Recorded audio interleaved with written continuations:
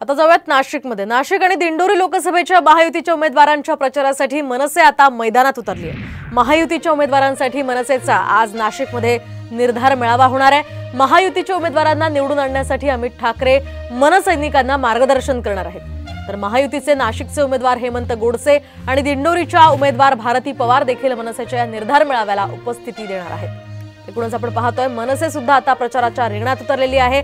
कालच राज ठाकरे यांनी सभा घेतली, तर दुसरीकडे आज नाशिकमध्ये अमित ठाकरे हे सुद्धा या ठिकाणी प्रचाराच्या मैदानात उतरलेले आहेत। तर महायुतीचे उमेदवार हेमंत गोडसे आणि भारती पवार यांच्यासाठी मनसेचा निर्धार मेळावा आज नाशिकमध्ये पार पडतोय।